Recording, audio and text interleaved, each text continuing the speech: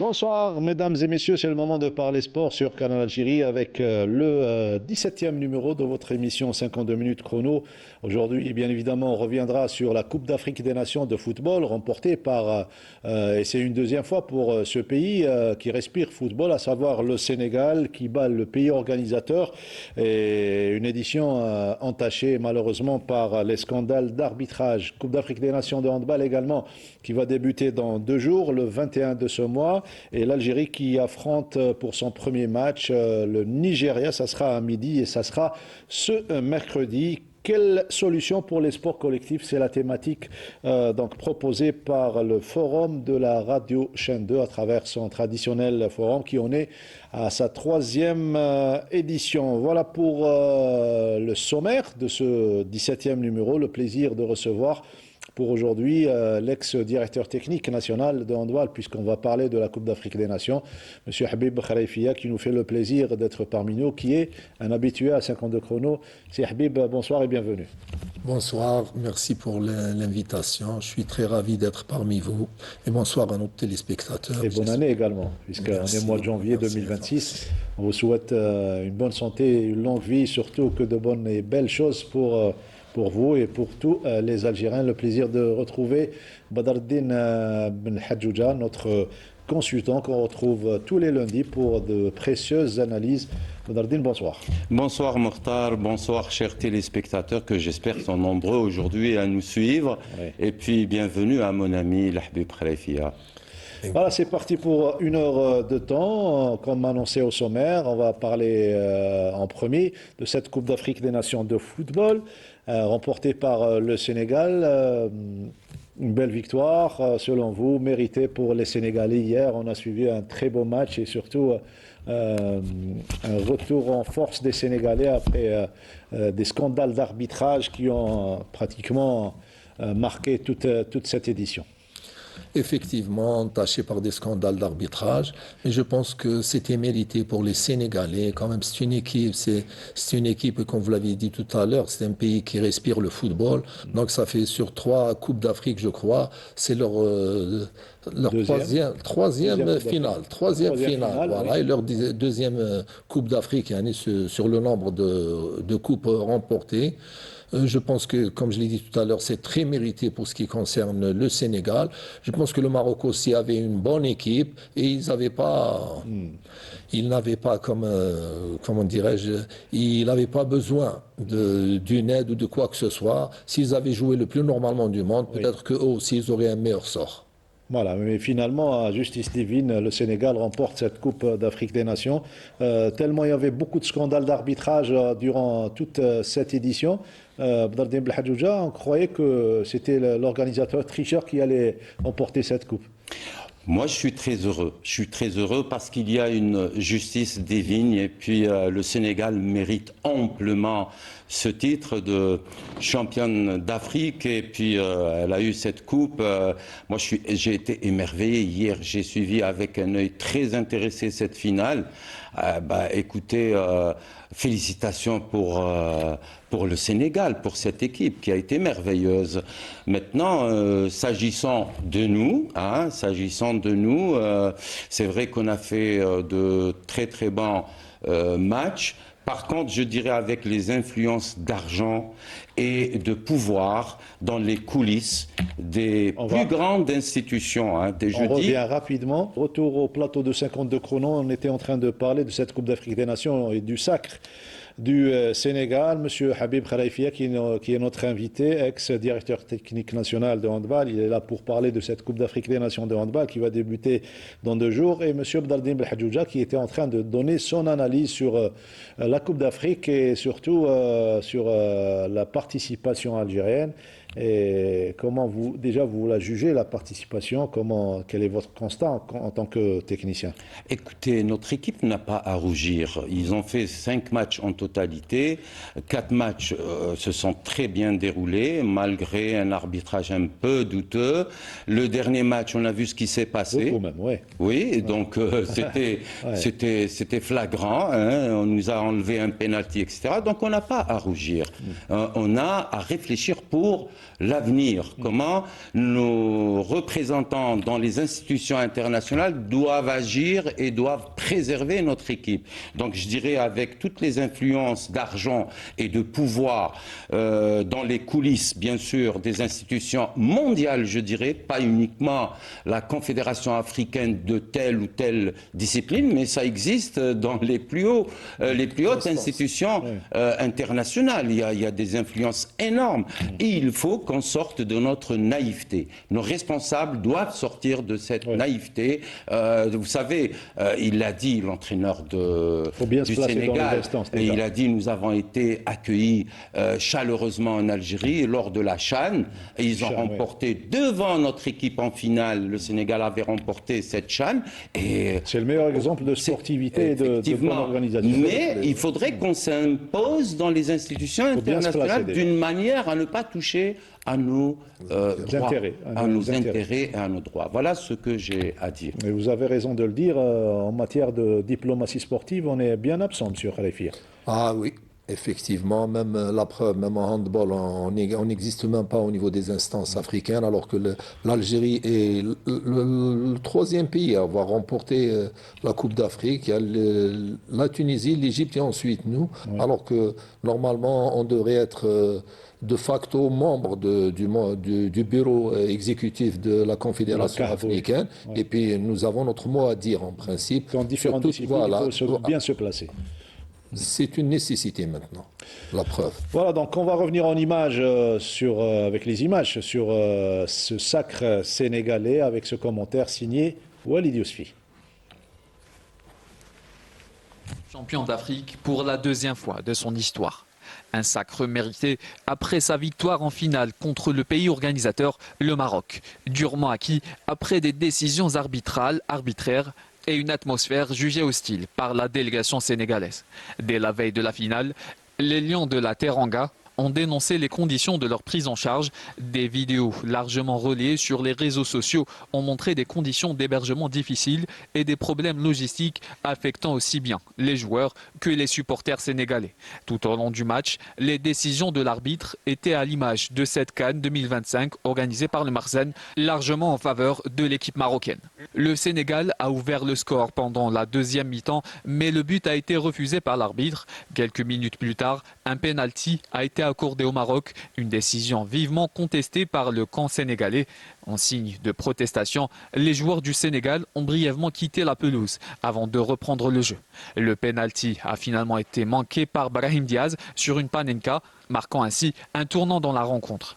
Le Sénégal a inscrit le but décisif pendant les prolongations et a résisté jusqu'au coup de sifflet final et devient ainsi champion d'Afrique au terme d'une CAN marquée par de nombreuses critiques, notamment sur l'arbitrage et l'organisation.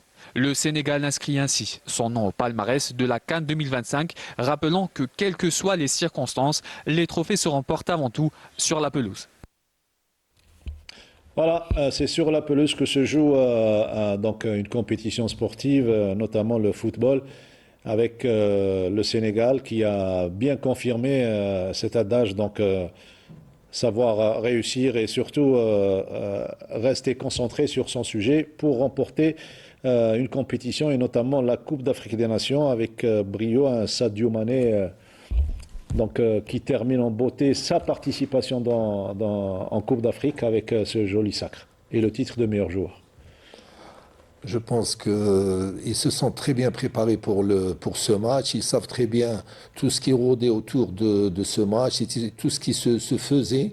Et je pense qu'ils ont très bien préparé leur plan, surtout la façon de sortir du terrain, d'essayer de quitter le terrain après l'injustice commise par l'arbitrage. Et sur le plan du jeu, on n'a rien à leur à leur reprocher parce qu'ils ont joué, ils ont développé un football comme on le connaît, très physique. Et je pense que sur le plan du jeu, ils ont eu au même titre que leur adversaire, ou peut-être même mieux. Hein, des moments où ils ont dominé cette partie, ils ont eu des occasions de but qu'ils n'ont pas pu concrétiser. Et je pense qu'en fin de compte, ils ont pu concrétiser quand il le faut et ils ont gagné et c'était bien mérité. Et fait inédit, Badardine Belhadjouja, c'est la première fois, je pense, que pratiquement tous les pays africains ont fêté avec le Sénégal, avec celui qui décroche avec le vainqueur, donc le titre de champion d'Afrique. C'était la moindre des choses. On était tous Parce qu'il y avait cette justice divine. Vous savez, voilà, quand on voit une injustice, automatiquement, tous les Algériens, c'est notre mentalité, on s'allie à celui qui a été en Égypte, au Cameroun, au Nigeria, si vous voulez. Donc c'était merveilleux. Moi, j'ai vu à travers les chaînes de télé des you-you, etc., un peu partout dans les pays d'Afrique. Et ça, c'est magnifique. Moi, je voulais revenir sur un fait. Dans ces circonstances, c'est là où on voit une équipe qui est préparée mentalement. Le Sénégal a été préparé mentalement. D'ailleurs, les déclarations de l'entraîneur la veille du match, etc., ce qui s'est passé la veille du match, on les a laissés livrer à eux-mêmes. Il n'y avait même pas cinq agents de sécurité, etc. Donc, ils étaient mouillés, si vous voulez, entre guillemets, dans la foule. Il y avait des risques, etc. Les joueurs n'étaient pas en sécurité. Ça m'a rappelé le fameux match de l'Algérie contre l'Égypte quand on avait attaqué le quart. Vous savez, 2009, parfois, quand on piège quelqu'un et cette personne, sur le plan sportif, est préparée mentalement, c'est l'effet inverse. Et c'est ce qui s'est passé hier. Moi, je dirais... a plus de force, oui, je finis par dire bravo à cette merveilleuse équipe du Sénégal. Le scénario théâtral, on va dire, du Sénégal lors du match, et même un petit peu avant, notamment au moment où l'équipe est sortie et se sont joints à eux les supporters sénégalais. Ce scénario était fatal à l'organisateur tricheur. Même à l'arbitre. D'ailleurs, il s'est remis en question. Il a arbitré le plus correctement. Il ne pouvait plus brancher à partir de là. Et puis, voilà, ils ont pris un ascendant psychologique sur leur adversaire parce qu'ils ne comprenaient pas qu'est-ce qui leur arrivait. Et eux, c'est pour ça que j'ai dit au départ qu'ils étaient très bien préparés. Et comme il l'a bien précisé, c'était sur le plan mental. Donc, ils savaient tout ça. Ils ont préparé leur plan et ils ont dit on ne doit pas lâcher jusqu'à la fin parce que quand ils rentrent pour jouer, il y a tout le monde qui est contre eux, que ce soit l'arbitre, que ce soit l'adversaire, et ben effectivement ils ont pu résister et en fin de compte ils ont gagné. C'était plus que mérité d'ailleurs. Plus que mérité pour le Sénégal, deuxième sacre pour Sadio Mané et toute l'équipe sénégalaise. Bravo encore une fois et surtout il faut carton rouge pour l'organisateur tricheur qui n'a pas eu le dernier mot dans cette finale, comme quoi la justice divine a vu autrement les choses et c'est la victoire sénégalaise qui est venue au-dessus de toute considération. Voilà pour le football. On ne va pas oublier le handball puisqu'il y a la Coupe d'Afrique des Nations qui débute dans 2 jours, une Coupe d'Afrique des Nations où l'Algérie va jouer le podium. C'est l'objectif de Salah Bouchkriou et toute son équipe et toute l'amalgame entre les jeunes et les anciens et les joueurs professionnels également. Avant de revoir le sujet de Sarah Derbal, de voir le sujet de Sarah Derbal et de dernier stage, la dernière séance d'entraînement avant le départ, c'était vendredi. Habib Khalifia, vous étiez DTN. Je sais que vous êtes un petit peu, on ne va pas dire loin, mais un petit peu, vous alliez commencer la saison avec l'Ouad. Ensuite, il y a eu un petit changement. Et là, vous êtes un petit peu en retrait, mais vous êtes au fait de ce qui se passe dans la scène handballistique. Oui, bien sûr. Comment vous voyez cette participation? Ah oui, bien sûr, bien sûr. Non, je pense que la participation d'équipe algérienne pour le podium, c'est réalisable, c'est dans les cordes de notre set, sauf que on ne se prépare plus comme il se doit pour une compétition. Et je pense qu'il y a beaucoup de problèmes concernant parce qu'on n'a pas saisi l'occasion, parce qu'il y a ce qu'on appelle il y a une volonté politique pour permettre au handball de se relever si on veut. Mais je pense que jusqu'à maintenant, on met beaucoup de temps. Ça ne suit pas. Je ne sais pas qu'est-ce qui se passe. Je ne sais pas si on est trop lent, mais ou peut-être on ne sait pas. Non, peut-être on ne sait pas quelles sont les priorités pour prendre en charge cette discipline parce qu'elle mérite quand même pour les résultats qu'elle a obtenus. Elle mérite d'être prise en charge, qu'on fasse attention, bien sûr, qu'on lui fasse beaucoup plus d'intérêt. Et c'est dans l'intérêt de notre sport et de notre pays. Je pense aussi que que cette Coupe d'Afrique avec un podium, c'est-à-dire que c'est un résultat qui n'est pas négligeable, parce que maintenant en Afrique, vous savez très bien que l'Égypte, maintenant, elle est un cran au-dessus. Oui. Je pense que c'est une équipe mondiale. Des fois, oui. quand on la voit jouer contre peut-être l'Algérie ou bien la Tunisie, on ne se rend pas compte de la différence de niveau, mais effectivement, les Égyptiens sont loin devant. Sont loin de vous, c'est le niveau mondial, le niveau européen. C'est ce que jouent les Égyptiens ces dernières années. La préparation ou la dernière séance d'entraînement, suivie par Sarah Derbel, on se retrouve juste après. Dernier réglage avant le départ pour le Rwanda, où l'équipe nationale de handball prendra part à la 27e édition du championnat d'Afrique des Nations. Sur les 18 joueurs convoqués, 12 découvriront la CAN pour la toute première fois. Ça sera ma première Coupe d'Afrique avec l'équipe nationale A. J'ai déjà fait deux compétitions, deux mondiaux. Je pense que l'intégration a été parfaite. Il y a beaucoup de jeunes joueurs qui ont intégré l'équipe. Et je pense que l'équipe mentalement est prête. Même le groupe vit très bien. Je pense qu'on fera une bonne CAN, Inch'Allah. De toute façon, nous les joueurs, on est concentrés à 100%. On est conscients de la responsabilité qui nous attend. C'est la première fois que participer au championnat d'Afrique. C'est une fierté pour moi. Déjà, c'est un honneur de porter ce drapeau. Et je suis prêt à donner le plus pour l'équipe, Inch'Allah. Le choix n'a pas été simple pour le sélectionneur Salah Bouchkriou. Mais 3 mois de préparation ont permis d'arrêter une liste définitive, pensée surtout pour s'adapter à son nouveau système de jeu. Il fallait passer par une période où changer des anciens joueurs. En plus, il y a une décision de plusieurs joueurs qui ont décidé d'arrêter l'équipe nationale. Et ça m'a permis d'essayer d'autres joueurs. Et je pense qu'ils sont capables parce que c'est vrai, l'âge, ils sont jeunes, mais ils ont de la qualité. Nous, on a un peu changé de défense. On est en train de changer, de défendre en 3-3, en 5-1. C'est-à-dire on n'a pas fait beaucoup de 6-0. Il fallait que les joueurs, surtout les joueurs qui évoluent à l'étranger, il fallait qu'ils s'adaptent à cette défense-là. Dès le départ, c'est vrai, à l'entraînement, ils ont trouvé des difficultés, c'est tout à fait normal, un changement de système. Mais au fur d'après les matchs qu'on a joués, je pense que les joueurs se sont adaptés. Et c'était la chose la plus importante, c'est que les joueurs doivent être convaincus de cette défense-là. Souvent discret, mais toujours décisif. Le poste de gardien de but peut changer le cours d'un match. Un secteur dans lequel le staff se montre serein.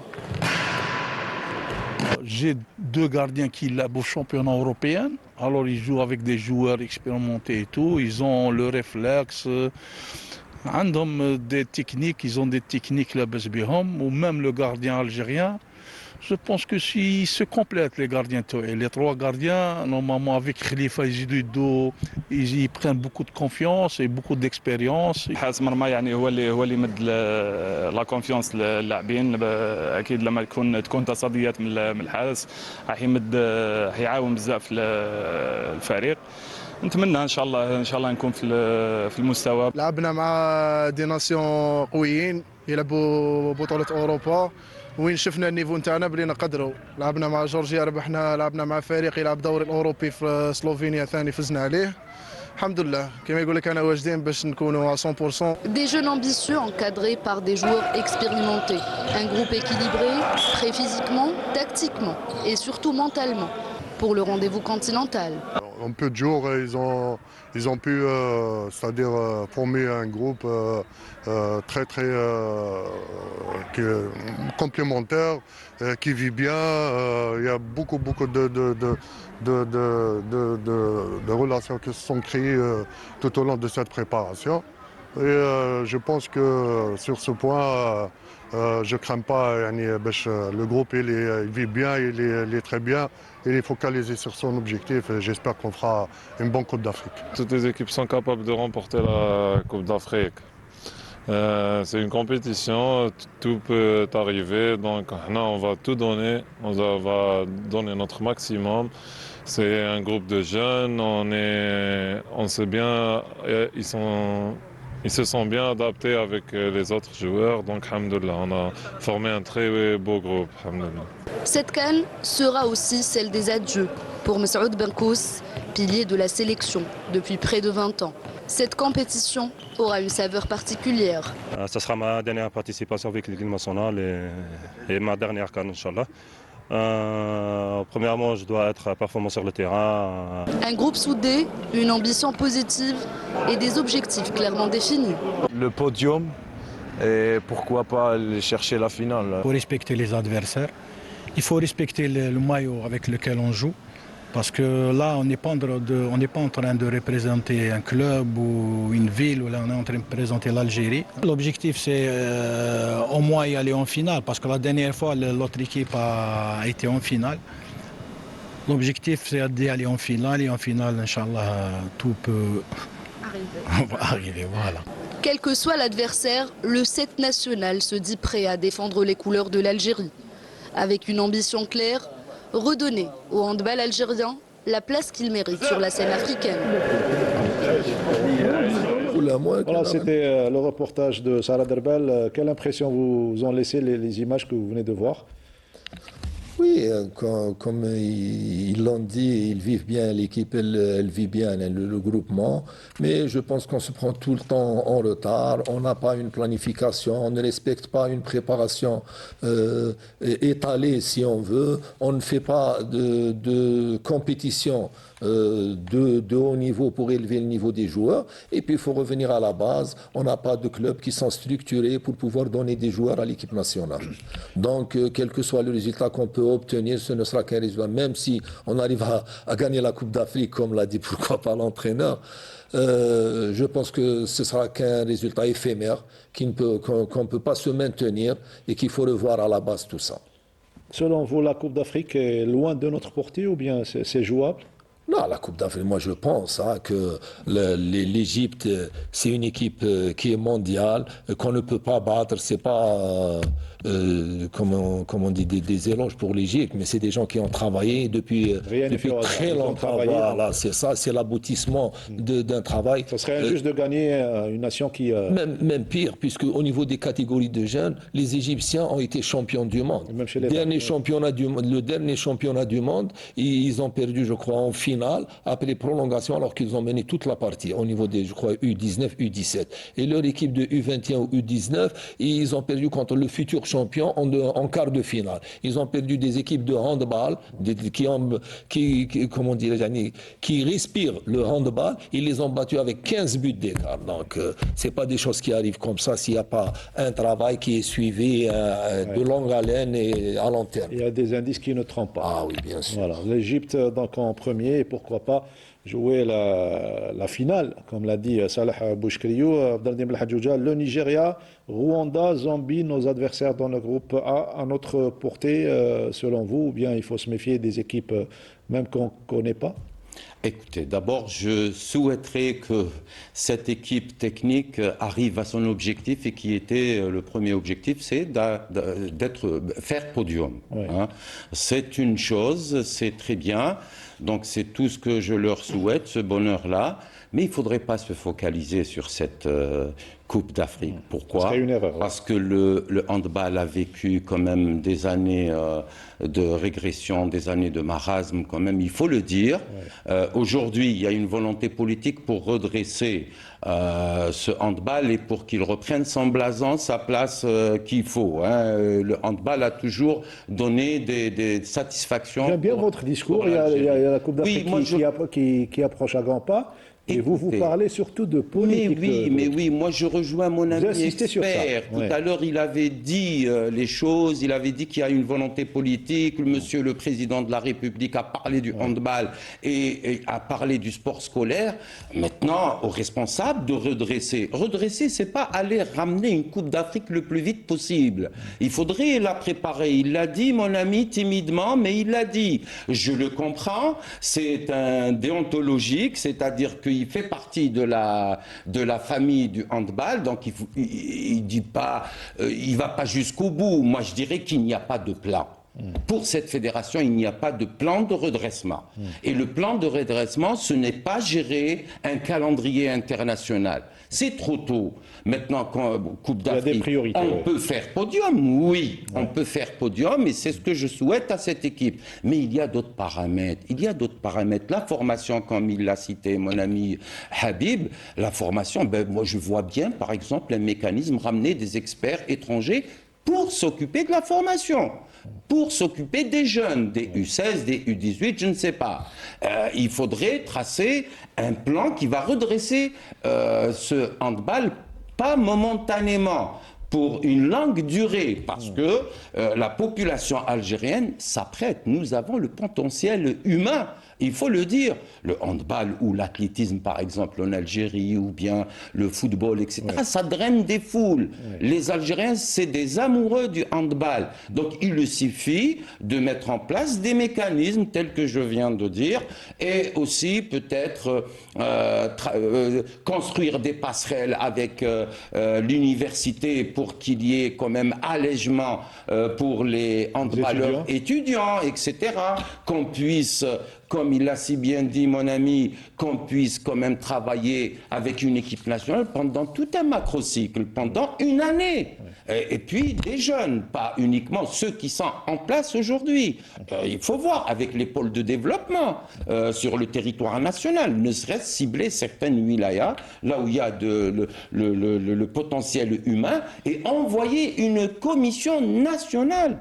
Une commission nationale qui va transmettre si vous voulez, des méthodes d'entraînement modernes, etc.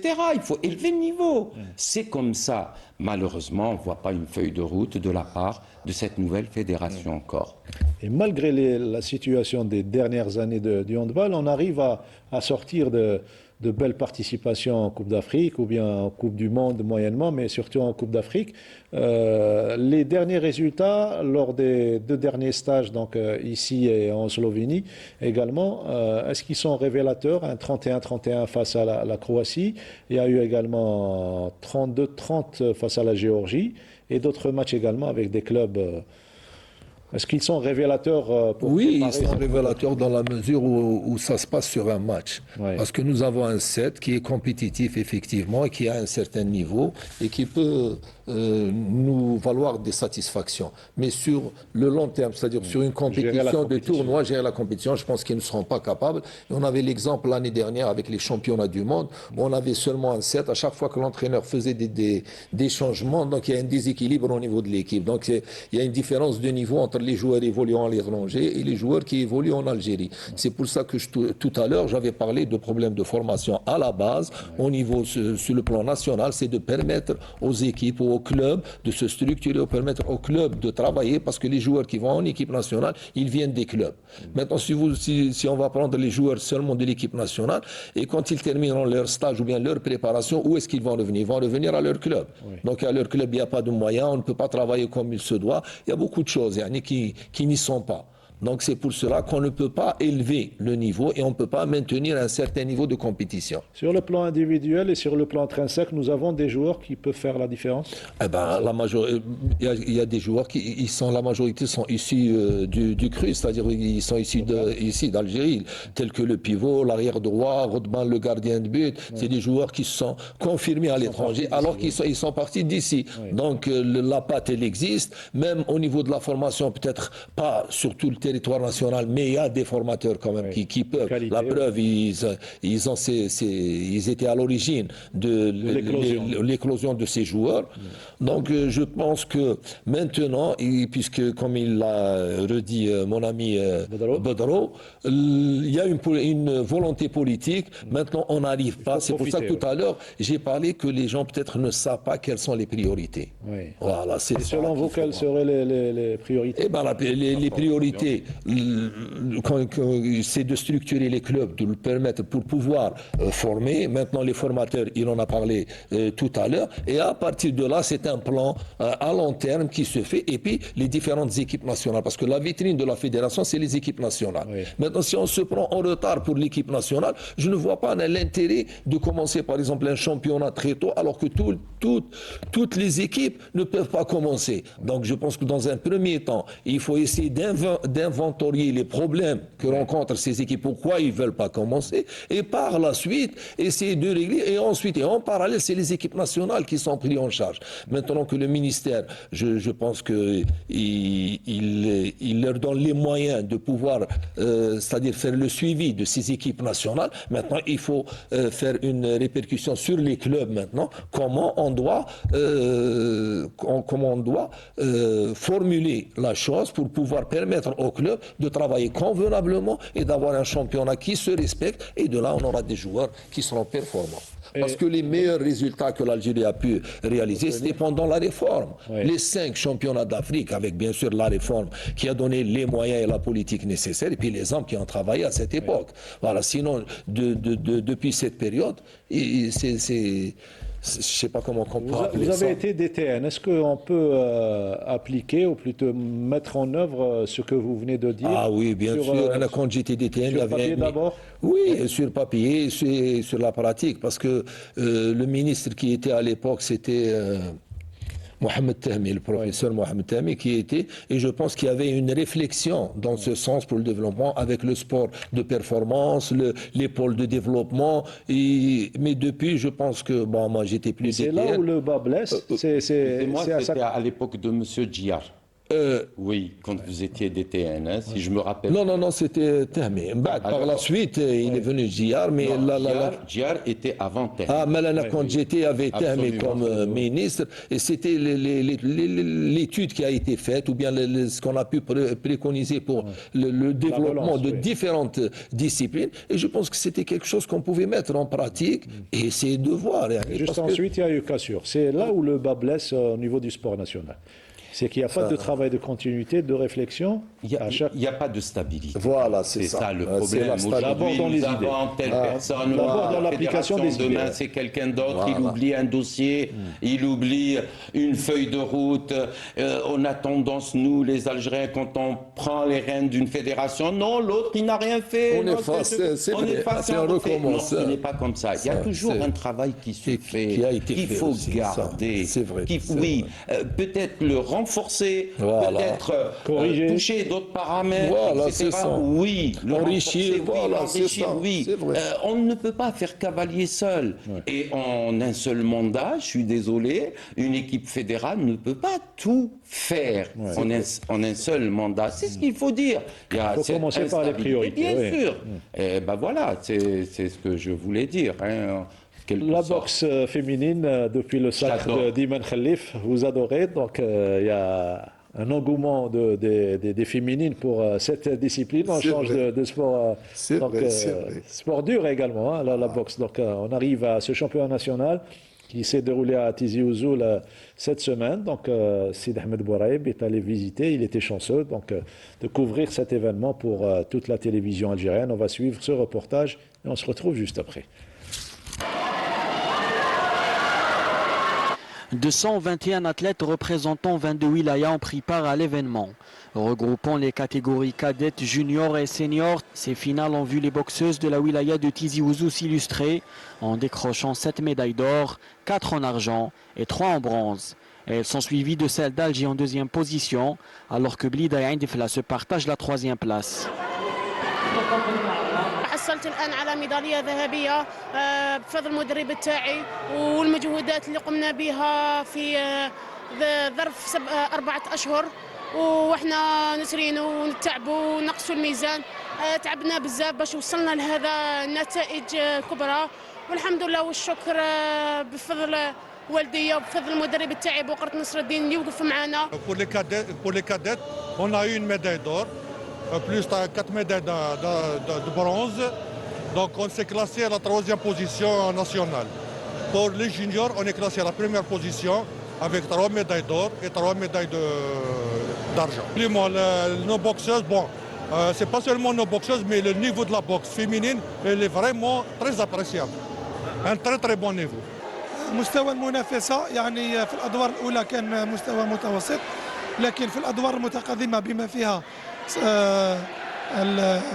النصف النهائي والنهائي يعني المستوى كان مرتفع، لأنه التقوا أبرز الملاكمات ينتمون إلى المنتخب الوطني في صنف الوسطيات والكبريات، ولهذا كان تنافس يعني في مستوى لا بأس به إلى أبعد حد. رانا درنا بطولة جزائرية في ولاية تيزي وزو، وكان التنظيم جد جيدا يعطيهم الصحة، وراني تحصلت على المرتبة الأولى الحمد لله، توجور كيما مداري المرتبة الأولى، وإن شاء الله القادم أفضل بإذن الله تعالى. الملاكمة النسوية أصبح الإقبال عليها كثير بعد آخر ميدالية للملاكمات اللي تحصلوا في آخر المنافسات في الألعاب الإسلامية والألعاب الأولمبية. نلاحظ إقبال كبير على ممارسة هذه الرياضة، وإحنا كاتحادية ديما ندعم في هذه الفئة، وهي فئة البنات اللي تعتبر هو خزان لهذه البطولة، تعتبر خزان بالنسبة للمنتخب الوطني. ما يخفالكش أنه الآن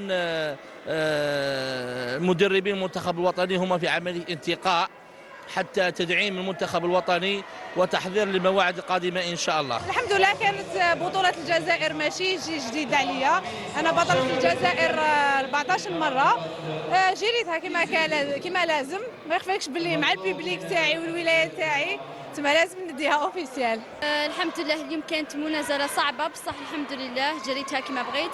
بون بوكسي 57 كيلوغرام، شهيرة اللي دارت بزاف بطولات عالمية، والحمد لله جريت معاها ونتمنى لها التوفيق في مجالها، وان شاء الله يا ربي خطوة اخرى ان شاء الله كاين جديد. اليوم كملنا لا فينال الحمد لله، تحصلت على بطلة الجزائر. الكومبا كانت في المستوى الحمد لله، وكانت الكومبيتيسيون كانت ثاني في المستوى الحمد لله. شغل هاد الكومبا تعبت بزاف، حضرت ليها من وقت طويل الحمد لله، بتوفيق من ربي وبتوفيق من الشيخ تاعي ودعم امي وصحاباتي ومنا. Ce genre d'événement sert aux clubs de la région qui se basent sur la formation et leur permet de se frotter aux autres. Le club تاعنا c'est toujours c'est historique. Le club تاعنا عنده un grand palmarès, c'est parce qu'عندنا بازيو بزاف لا فورماسيون. عندنا دي زونترينور في لي كاتيجوري جون حتى السينيور. Même les résultats, ça prouve les résultats تاعنا. On est classé parmi les 10 meilleurs clubs d'Algérie chaque année. Les débuts de la boxe féminine en Algérie, ça a été très difficile, surtout en Kabylie. On a été, ça pour recruter une fille pour la boxe, c'est pas facile. Mais par la suite, et les résultats avec les derniers Jeux Olympiques à Paris, il y a un grand encouragement pour les jeunes filles de pratiquer la boxe. La boxe féminine en Algérie poursuit son ascension et attire de plus en plus de jeunes filles qui espèrent devenir les championnes de demain.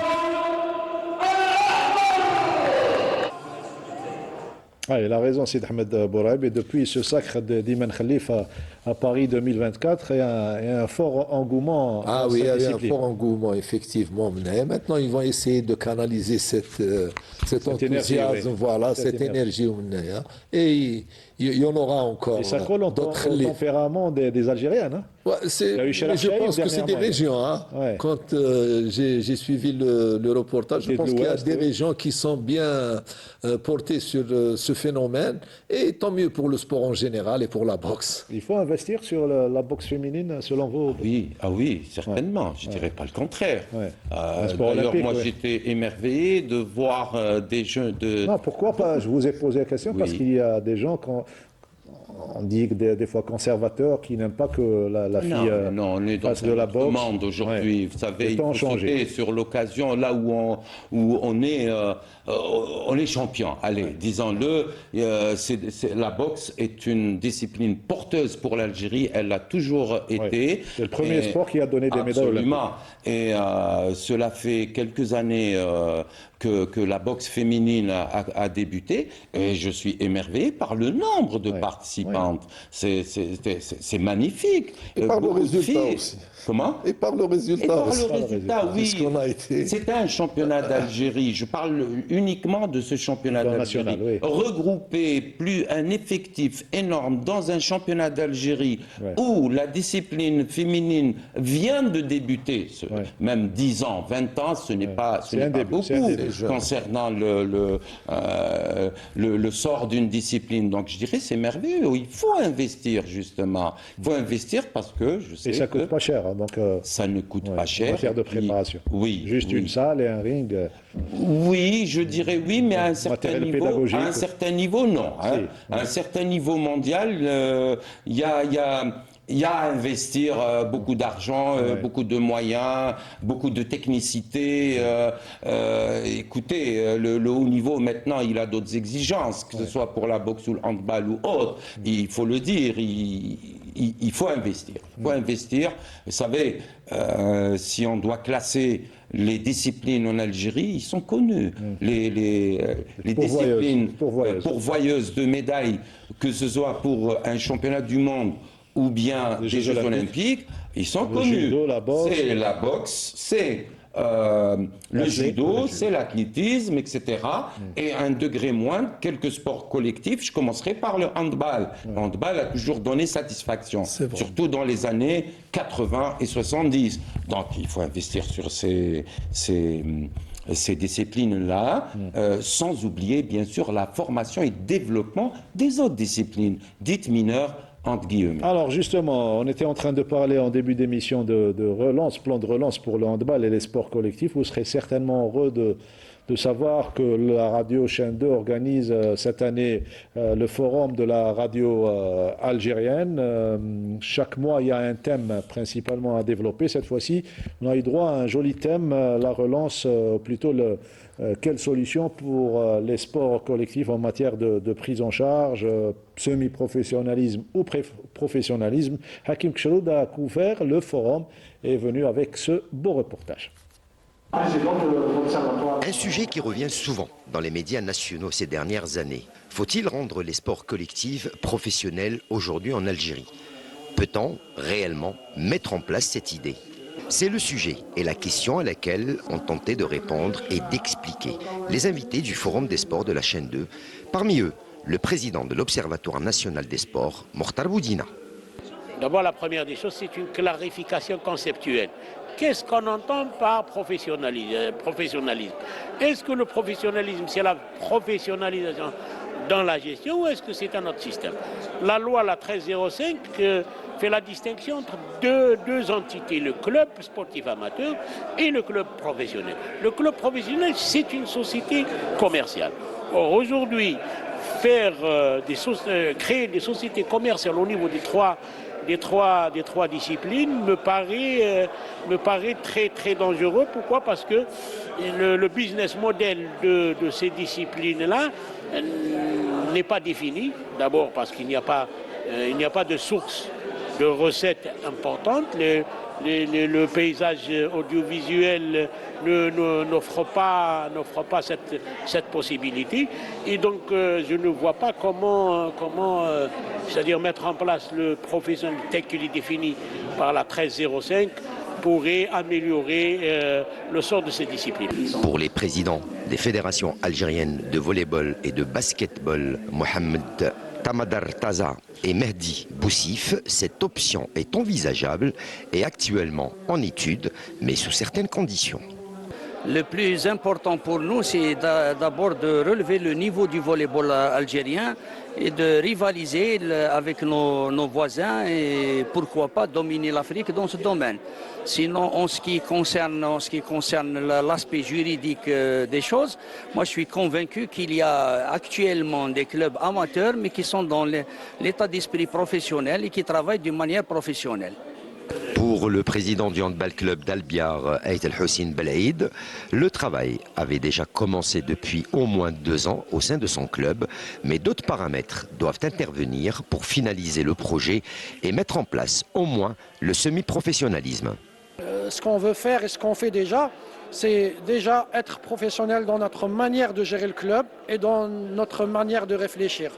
On a, je pense, l'exemple le plus frappant, c'est le football en 2010, où on a vu des équipes devenir professionnelles sans réellement l'être dans la gestion et dans la manière de réfléchir. C'est vrai que être professionnel pour nous, c'est pas uniquement avoir des ressources financières qui tombent comme ça de l'État, bien sûr, ou par des sociétés. Être professionnel pour nous, c'est gérer des catégories, des équipes pour les mettre dans les meilleures conditions pour qu'ils puissent donner les meilleurs résultats possibles. Même son de cloche pour le président Mehdi Boussif du club mythique de basketball, le Wydad de Boufarik. Actuellement, on a le statut d'amateur, mais on gère en semi-professionnel, mais on gère en professionnel parce que les joueurs, les athlètes actuellement, on les met dans des bonnes conditions, prise en charge totale, la performance, côté financier, mais côté financier toujours il y a des obstacles, il y a un problème, mais on le gère de jour en jour. Mais ce qu'on veut, on veut de changer le statut d'amateur en professionnel. Parce que les projets sportifs, ça existe. Les résultats sportifs, ça existe. Mais le problème qui se pose toujours, c'est le côté financier. Parce que dès qu'on entame la saison sportive, on entame des problèmes. À chaque fois, on gère des problèmes. On ne peut pas gérer notre projet sportif parce qu'il y a beaucoup d'obstacles, il y a beaucoup de problèmes. Alors aujourd'hui, avec les instructions du président de la République, premier supporter du sport en Algérie, peut-on réellement nous engager dans le professionnalisme dans les sports collectifs, sachant que celui-ci exige énormément de moyens matériels, financiers et humains? Et la question reste posée également sur pour nos invités sur ce plateau de 52 chrono. Habib Khalifia, qu'est-ce que vous en pensez? Déjà, c'est une bonne idée d'organiser ce genre de forum. Oui, bien sûr, il faut en parler, il faut sensibiliser tout le monde, mais on n'a pas besoin d'être professionnel ou bien semi-professionnel. Je pense qu'il faut trouver le chemin ou bien la méthode ou bien le moyen de nous permettre d'atteindre une certaine performance sur le plan continental et sur le plan mondial en fonction des moyens de notre pays. Voilà, c'est comme ça qu'il faut réfléchir. Maintenant, le concept qu'on utilise, on doit le définir, comme il l'a si bien dit le président de l'Observatoire, et à partir de là, on peut réellement rivaliser et revenir comme le handball l'a fait pendant la réforme sportive. On peut facilement revenir au haut niveau, après bien sûr une période de préparation. C'est une nécessité et ça devient plus que urgente. Et je pense que ça fait maintenant, on a perdu beaucoup de temps, parce que déjà ça fait 2 ans depuis que le président de la République a parlé de ce phénomène et jusqu'à maintenant on ne voit rien venir ou bien rien n'est pas seulement clair, n'est palpable. Voilà, n'est palpable. Parce que je pense que maintenant, on a l'exemple du football, où toutes les équipes, ou la plupart des équipes ont été. Pourquoi on ne fait pas intégrer les autres disciplines comme on l'a fait auparavant, au niveau de ces clubs-là? Voilà, c'est tout. Mais c'est normal, parce que c'est un système de pratique. Maintenant, on est en train de pratiquer ce qu'on appelle le sport amateur. Maintenant, il faut changer de système pratique qui sied à la performance que l'on recherche. Parce qu'on parle de performance, c'est-à-dire qu'on vit dans le passé. On parle de performance sportive pour égaler sur le plan mondial, et alors que le système de pratique, notre système de pratique ne nous le permet pas. Oui, Abdallah, rapidement. Oui, moi d'abord je félicite les organisateurs de ce forum. Ça veut dire qu'ils ont eu le courage d'en parler déjà. Donc maintenant, instaurer de véritables débats, ça ne va pas se faire très rapidement. Il faut mûrir la chose parce que d'un côté, il y a les fédérations et les clubs qui demandent un semi-professionnalisme. Il faut y aller vers un semi-professionnalisme, mais pas trop vite. Et il faudrait mûrir l'idée. On ne peut pas, par exemple, on ne peut pas partir vers un semi-professionnalisme avec un système de championnat de handball tel qu'on le voit avec 26 ou 20 équipes. Donc il faudrait faire un choix. Il faudrait diminuer le nombre déjà. Il faudrait rester performant. Au plus haut niveau, il faudrait instaurer de nouvelles lois. Il faudrait revoir les règles. Il faudrait revoir si vous voulez, les articles qui régissent le semi-professionnalisme. Donc il faut pendre ces règles-là. Donc chacun en son soin doit faire un travail. Le ministère, les clubs, la fédération et ainsi de suite. Parce que partir vers le semi-professionnalisme, ça veut dire que l'État va se détacher quelque peu des subventions. Donc il faudrait penser aux contreparties pour que les clubs soient plus à l'aise sur le plan financier. Voilà, l'autre regard donc, de notre consultant et notre invité, on va le remercier, on va souhaiter bonne chance à notre équipe nationale. Habib? Ah oui, bien sûr, et j'espère qu'ils vont réaliser l'objectif dont ils ont parlé. Et je souhaite aussi que la prise en charge se fasse le plus tôt possible et permettre aussi le développement de cette discipline qui nous a quand même valu beaucoup de satisfaction. Merci Habib d'avoir été parmi nous. Je t'en prie et je vous remercie pour cette invitation encore. C'est un honneur que vous soyez parmi nous. Et moi aussi, je suis flatté, je suis très content surtout de revoir Badro, avec qui on a passé des moments extraordinaires ensemble. Merci Habib, merci et bonne chance dans vos projets. Et Badro, on se retrouve lundi prochain. Avec plaisir. Même heure et même station, à savoir Canal Algérie. Merci à toute l'équipe technique du studio numéro 2. Merci à Reda Amiri à la réalisation, au scriptana, donc à Radia Chabia, et à vous de nous avoir supportés pendant une heure de temps. On se retrouve lundi prochain.